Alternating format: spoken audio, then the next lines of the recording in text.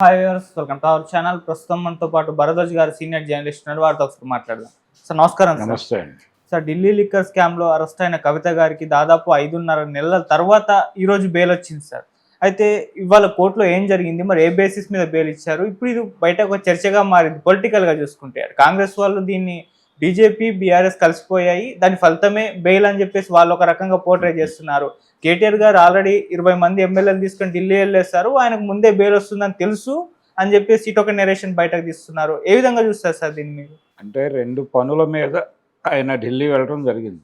ఒకటి విలీనం కోసం కాదు, విలీనం మీద రకరకాల వార్తలు వస్తున్నాయి, అందులో పూర్తి వాస్తవాలు అయితే లేవు. విలీనం కాదు అనేది నా పర్సనల్ ఒపీనియన్. అయితే కేటీఆర్ ఎందుకు ఢిల్లీ వెళ్ళాడు ఇంతమంది మార్బలంతో అంటే, బెయిల్ వస్తుంది అనేది ఎవరికైనా అర్థమవుతుంది సీన్. ఓకే, దానికి ప్రభుత్వమో లేకపోతే మరొకళ్ళు పిలిచి చెప్పాల్సిన అవసరం లేదు.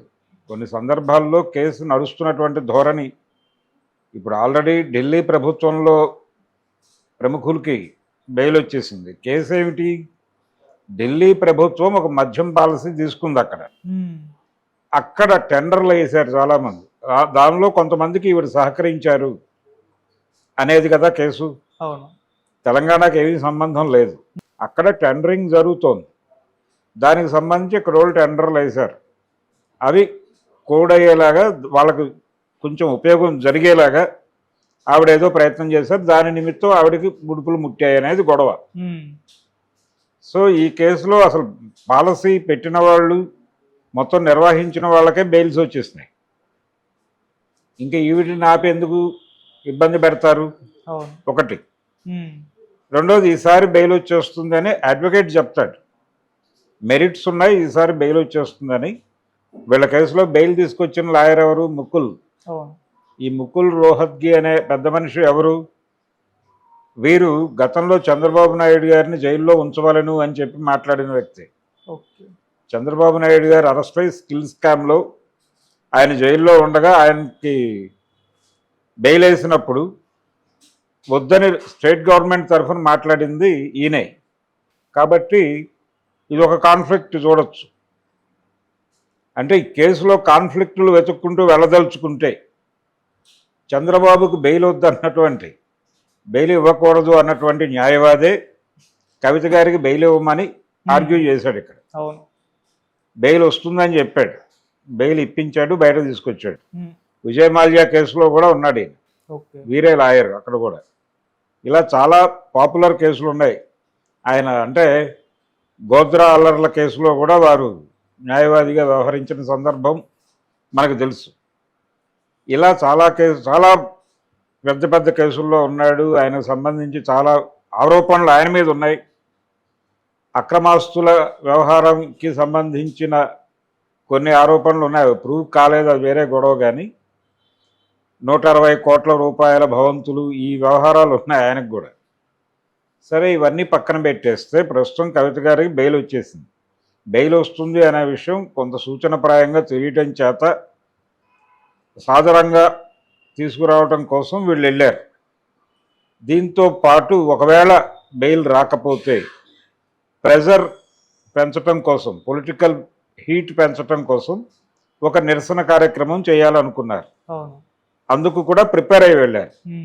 అంటే మంచి జరిగితే స్వాగతించడానికి, చెడు జరిగితే ప్రశ్నించడానికి కూడా ప్రిపేర్డ్గా వెళ్ళారు అంతే.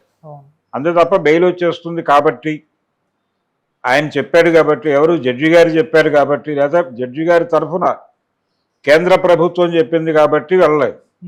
ఎందుకు చెప్పుంటుంది కేంద్ర ప్రభుత్వం? ఒకవేళ చెప్పుంటే మీ పార్టీ బీజేపీలో విలీనం కాబోతోంది కాబట్టి అని చెప్పింది అనేది ఒక థీరీ. అది జస్ట్ కాన్స్పిరసీ థీరీ, అంతకుమించి ఏమీ కాదు. బీఆర్ఎస్ పార్టీకి ఒక ఉద్యమ చరిత్ర ఉంది.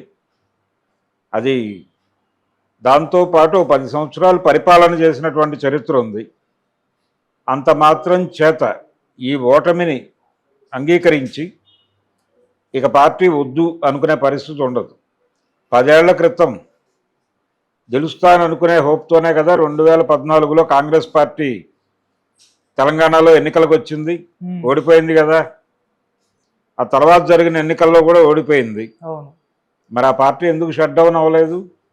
కేంద్రంలో కూడా అధికారంలోకి రాలేదుగా 10 ఏళ్ల నుంచి. అవును. ఇప్పుడు కూడా రాలేదు కదా. ఇంకొక 5 ఏళ్ళు అంటే 15 ఏళ్ళు అధికారంలో లేదు. కాంగ్రెస్ పార్టీ ఎందులో విలీనం కావాలి? కాబట్టి అధికారం కోల్పోయింది కాబట్టి పార్టీలు విలీనం అయిపోతాయి. ఇవన్నీ వాళ్ళ వాళ్ళ పద్ధతుల్లో చెప్తున్నారు కానీ పార్టీని విలీనం చేయలేదు. అంటే సహకారం ఇస్తారు. పార్టీలు అలా ఉండటం అనేది కూడా అవసరం. విలీనాల కంటే కూడా పార్టీలు అలా ఉండటం అనేది పొలిటికల్గా ఉపయోగపడే అంశం. ఎవరికి? అందరికీ ఉపయోగపడే అంశం.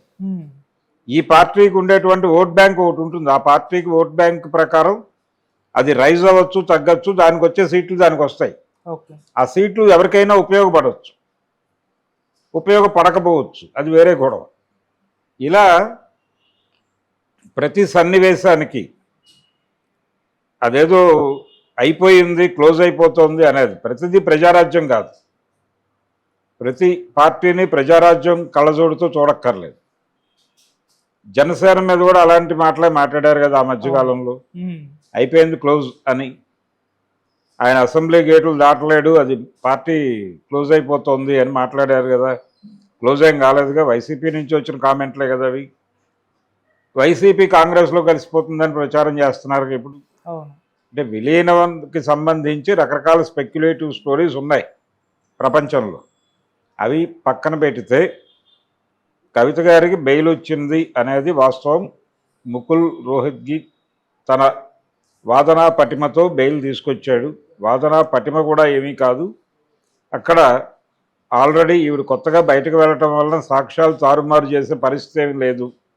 చంద్రబాబుకు బెయిల్ అడ్డుకున్నప్పుడు ఆయన చేసిన ఆర్గ్యుమెంట్ అదే, చంద్రబాబు బయటకు వెళ్తే సాక్ష్యాలు తారుమారు చేస్తాడు అని.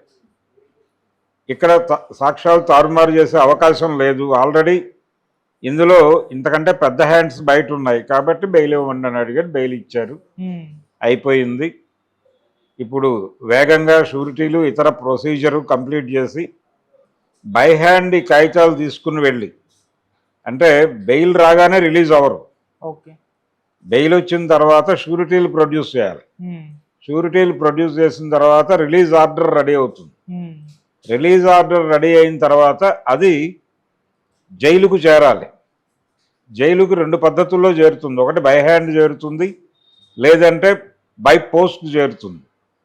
బై పోస్ట్ చేరితే డిలే అవుతుంది కాబట్టి బై హ్యాండ్ తీసుకెళ్ళడానికి వెళ్తారు. బై హ్యాండ్ పిటిషన్ వేసుకోవాలి. ఆ పిటిషన్ జడ్జి గారు యాక్సెప్ట్ చేయాలి. చేసినప్పుడు బై హ్యాండ్ వెళ్తుంది. లేదు వీళ్ళు లోపాయకారిగా సిబ్బందితో మాట్లాడుకుని వాళ్ళే తీసుకెళ్ళి అక్కడ ఇచ్చేలాగా కూడా చేసుకోవచ్చు. అలాంటి ప్రయత్నాలు ఏవైనా చేసి ఈరోజు రిలీజ్ కూడా సన్నాహాలు చేసుకుంటున్నారు. చేసుకుని ఆవిడని సాధారణంగా హైదరాబాద్ తీసుకురావడం అనేది ప్రోగ్రాం. కేసు కొనసాగుతుంది.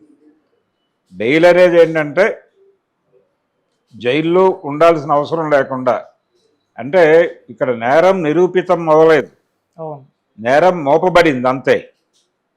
నేరం నిరూపితం అవ్వలేదు. నేరం నిరూపితం అయ్యే వరకు ఆవిడ బయట ఉండొచ్చు. ఎందుకు బయట ఉండొచ్చు అంటే కన్సర్న్ షూరిటీ ప్రొడ్యూస్ చేశారు కాబట్టి అలా బయట ఉంటారు. ఆవిడ బయట ఉండి కేసు కంటెస్ట్ చేస్తారు.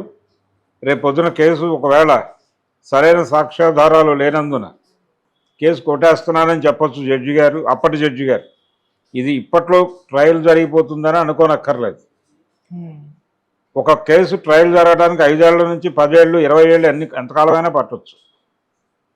సో ఆవిడ ప్రస్తుతానికైతే రిలీఫ్ ఫీల్ అవుతారు బయటకు రావటం వల్ల. వచ్చిన తర్వాత ఆవిడ పొలిటికల్ జర్నీ ఎలా ఉంటుంది అనేది చూడాలి. ఆవిడకుండే ఎలిగేషన్స్ ఆవిడకుంటాయి, ఆవిడకుండేటువంటి అభిప్రాయాలు ఆవిడకుంటాయి. సో నెమ్మదిగా బయటికి ప్రపంచంతో కాంటాక్ట్లోకి వస్తారు ఆవిడేమిటి అనేది ప్రపంచానికి అర్థమవుతుంది.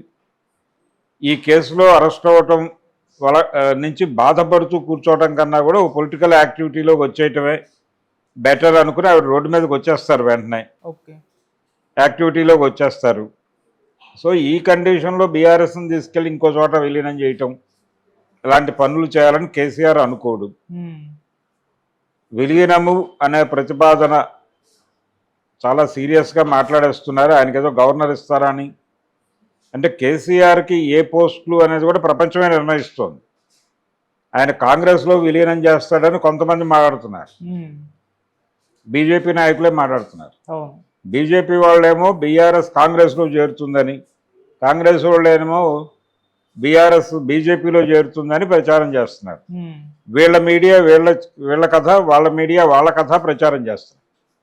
అంతకుమించి విలీనం లేదు. ఇది కోర్టు నుంచి సీరియస్గా వచ్చిన నిర్ణయం ప్రకారం వచ్చిన బెయిలే, అంతకుమించి ఏమీ కాదు.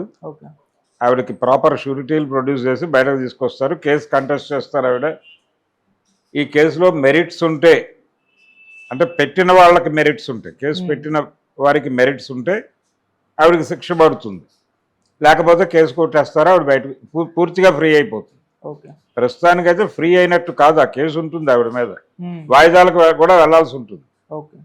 వాయిదాలకి అక్కడికి వెళ్ళొచ్చు, లేదు అక్కడికి రాలేని కండిషన్ ఉంటే దగ్గరలో ఉన్న కోర్టుకి చెప్పుకోవచ్చు. ఇలా ఏదో ఆవిడ ఆ కేసుతో ఆవిడ తంటాలు ఆవిడ పడుతుంది భవిష్యత్తులో. దీని వెనకాల స్పెక్యులేటివ్ స్టోరీస్ అనేవి ఖచ్చితంగా ఉండి వారుస్తారు, అది మీడియా బాధ్యత. ఇలా రకరకాల కథనాలు రావచ్చు. ప్రధానమైనటువంటి కథనం, ఇంట్రెస్టింగ్గా అనిపించే కథనం, జనాల్ని హుక్ చేసే కథనం అయితే బీఆర్ఎస్ బీజేపీలో విలీనం అవుతుందని, దానికి కొంత సర్క్యులేషన్, దానికి ఆదరణ దానికి ఉంటుంది. ఇది నడుపుకుంటారు. రేపు పొద్దున ఒకవేళ నిజంగానే అనుకోని పరిస్థితుల్లో బీఆర్ఎస్ విలీనం అయితే బీజేపీలో, మేము ఆనాడే చెప్పాం కదా అని రెఫరెన్స్ వేసుకుంటారు. నా అభిప్రాయంలో అయితే కేసీఆర్ అటువంటి విలీన ప్రతిపాదనలకు అంగీకరించడం, స్నేహానికి అంగీకరిస్తాడు. స్నేహానికి ఓకే, విలీనం కాదు. పొత్తులతో వెళ్ళొచ్చు, పొత్తులతో వెళ్ళొచ్చు, కానీ విలీనం అయిపోయి కాదు. విలీనం అయితే తన ఉనికి కోల్పోయినట్టు.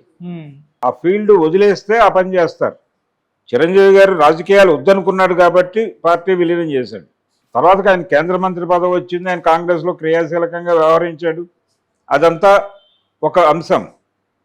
కానీ సీరియస్గా ఆయన పాలిటిక్స్ నుంచి వద్దు అనుకున్నాడు కాబట్టి విలీనానికి వెళ్ళాడు. కేసీఆర్, కేటీఆర్, కవిత అలా అనుకోవట్లా, హరీష్ రావు కూడా అనుకోవట్లా. అనుకోనంతకాలం ఆ పార్టీ విలీనం అవ్వదు. దాని మానాన అది ఉంటుంది అంతే, దాని ప్రెజెన్స్ ఉంటుంది ఖచ్చితంగా. అందుకని అలా ఆ కోణంలోనే చూడాలి. ఇప్పుడు కవిత రిలీజ్ కోసం ఒకవేళ వీళ్ళు చెప్పినట్టుగా భారతీయ జనతా పార్టీ వాళ్ళు సహకరించి ఉండొచ్చు. ఆ మేరకు వాళ్ళ నుంచి ఏవో ప్రతిపాదనలు ఉంటే రేపు రాబోయే ఎన్నికల్లో మీరు గెలిచే ఎంపీలు మా కాంపౌండ్లో నిలబెట్టాలి, ఇలాంటివి ఏవో ఉంటాయి. లేదు మా అభ్యర్థులు నిలబెట్టిన దగ్గర వాళ్ళ గెలుపుకు మీరు కోషిష్ చేయండి, ఇలాంటి ప్రతిపాదనలు ఏవో ఉండొచ్చు. దానికి యాక్సెప్ట్ చేయడానికి ఆయన అంగీకరిస్తాడు. తన పార్టీగా ఉంచుకుంటేనే ఇలాంటి బేరాలు చేయడానికి అవకాశం ఉంటుంది. ఈ విషయం కేసీఆర్కి స్పష్టంగా తెలుసు. అందుకని పార్టీ ఉంచుకుంటాడు తప్ప ఆయన ఎందులో నిమజ్జనం చేసే అవకాశం అయితే లేదు. అది పరిస్థితి. సార్, ఇప్పుడు మనీష్ సిసోడియా గారు బయటకు వచ్చేసారు, కవిత గారు బయటకు వచ్చేసారు. ఇదే కేసులో ఉన్న కేజ్రీవాల్ గారి పరిస్థితి ఏంటి అంటే, కేజ్రీవాల్ గారు జైల్లో ఉండడం బీజేపీకి అవసరం, కవిత గారికి కూడా అందుకే బెయిల్ దొరకట్లేదు. కవిత గారు బయటకు వస్తే కేజ్రీవాల్ గారు కూడా బయటకు వస్తారు, అందుకే బీజేపీ కాస్త మౌనం పాటించి నిలబట్ల అంటున్నారు. మరి ఇప్పుడు వచ్చే ఛాన్స్ ఉందంటారు? కేజ్రీవాల్ కూడా బయటకు వచ్చేస్తాడు. ఇక్కడ బీజేపీ బీఆర్ఎస్ స్నేహ సంబంధం ఒకటే చూడొద్దు, అది ఒక కోణం అంతే. అది కూడా ఒక స్పెక్యులేషన్ అంతే. ఇక్కడ చూడాల్సిన వాస్తవం ఏమిటి అంటే, కేజ్రీవాల్కి బెయిల్ వస్తుందా అనేది. ఇప్పుడు వీళ్ళందరికీ బెయిల్ ఇచ్చిన తర్వాత ఆయన అడుగుతాడు, ఇంతమందికి బెయిల్ ఇచ్చారు నా కేసులో, నాకెందుకు ఇవ్వరు అని. దానికి రిప్లై చెప్పాలి కదా కోర్టు. సో మీరు ఇవి మీ దగ్గర ఉన్న డిమెరిట్స్ అంటారు వాళ్ళు, ఆ మెరిట్స్ వాటిని మెరిట్స్గా భావించడానికి ఏమేమి సమర్పించాలో సమర్పించుకుంటారు. ఈ రోజు కాకపోతే రేపైనా బెయిల్ వస్తుంది ఆయనకి. ఎవరిని జైల్లో అలా కట్టేసి ఉంచడానికి కుదరదు. బెయిల్ అనేటువంటి వెసులుబాటు రెండు ప్రయోజనాలు ఉన్నాయి. ఒకటేమో ఆ పేరుతో వీళ్ళ పని గంటలు నాశనం అయిపోయి జైల్లో కూర్చోవాల్సిన అవసరం లేదు. వీళ్ళు బయట ఉంటే ఏదైనా ప్రొడక్టివ్గా ఉపయోగపడవచ్చు అనే ఉద్దేశంతో ముందస్తు బెయిల్స్ ఇస్తారు. అలా ఆయనకు కూడా ఒక బెయిల్ మంజూరైతే కావచ్చు. కాకపోయినా ఆయన సఫర్ అయ్యేటట్టు కనిపించడం లేదు. ఆయన దూరంలో ఆయన వెళ్తున్నారు కాబట్టి అలాగే నడుస్తుంది. Okay sir, thank you so much sir. Thank you.